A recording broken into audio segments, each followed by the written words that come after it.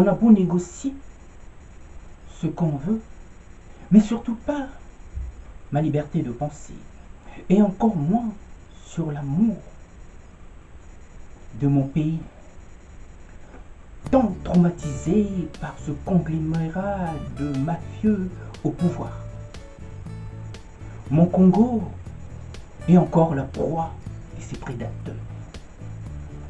Oui, le malheur du Congo repose sur le refus du colonisateur de lâcher là, mais du lèche.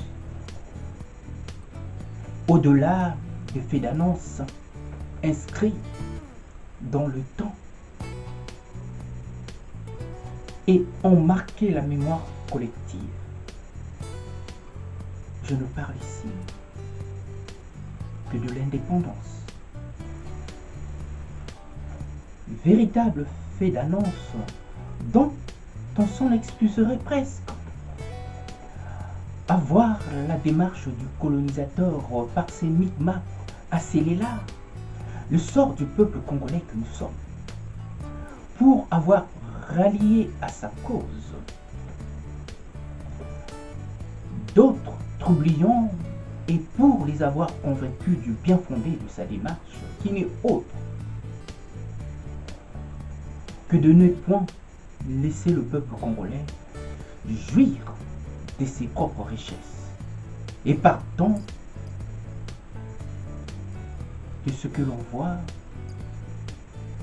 avouez tout de même, il y a de quoi ne pas accepter ce cas de figure. Et aussi pourtant, ce n'est pas le cas de l'Arabie Saoudite,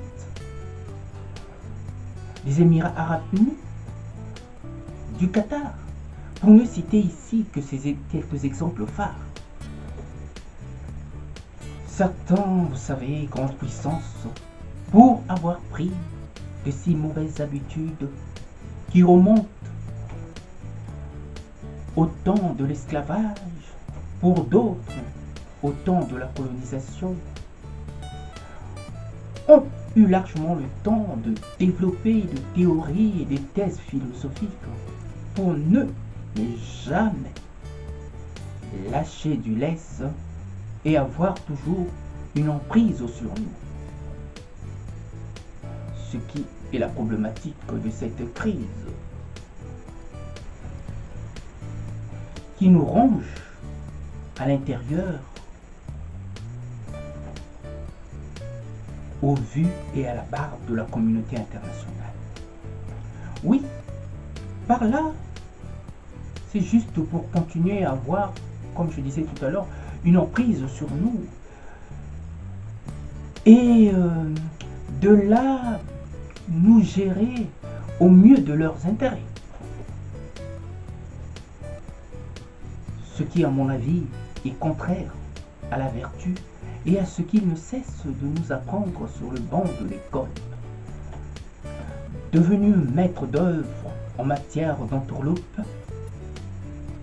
et de dénigrement, par quoi ils nous infantilisent encore aux yeux de la communauté internationale, pardon, aux yeux du monde. C'est vous dire à quel point la mayonnaise de la propagande a si bien pris pour avoir là, mais porter un coup fatal à l'image de l'homme noir dans le monde, et en particulier l'homme noir africain. Cette propagande a atteint là son pic de pollution en République démocratique du Congo. Pour preuve, ils ont fait de la confusion un modèle type de gouvernance par quoi ils embrouillent le peuple congolais et la communauté internationale. Des drôles de pirouettes dans le seul but d'étouffer ces tentatives de soulèvement populaire. Et pourtant, le Burkina Faso ne fait pas mystère de ses intentions. Le cas du Congo est une situation d'injustice inédite, où le régime sert de bras armés à ses parents, des véritables Doberman, qui n'attendent et n'entendent que le sifflet du maître, ce qui est contraire à ce que nous attendons d'un état de droit. Oui, le Congo n'est pas un état de droit, encore moins un état maladroit, et encore on l'excuserait presque, mais plutôt un état pris en otage par un régime qui dépend plus de ses parrains que du peuple congolais, dont certains montent déjà au créneau après une longue période d'hibernation. C'est vous dire à quel point le mal est profond. C'est vous dire que nous les avons bousculés dans leurs mauvaises habitudes. C'est encore vous dire à quel point ils sortent de leur camp, ces véritables ennemis du Congo. On finit toujours, vous savez, par faire perdre patience à celui qui se reproche de quelque chose. Parole de Charles Christian. Bon entendeur, salut.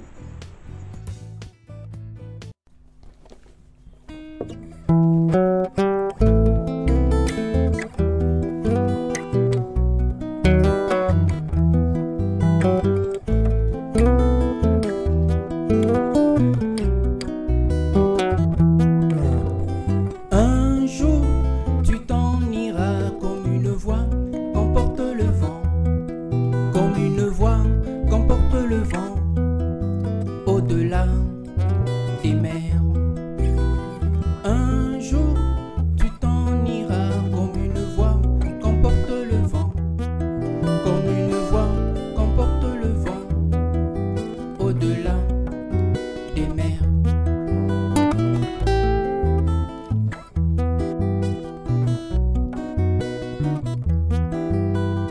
Une voix, sans foi, une loi, sans toi, mais une foi, sans loi, pour une fois, sans toi, mais une foi, qui cherche sa voie par la croix, mais une foi, sans loi, pour une fois, sans toi, mais une foi, qui cherche à savoir.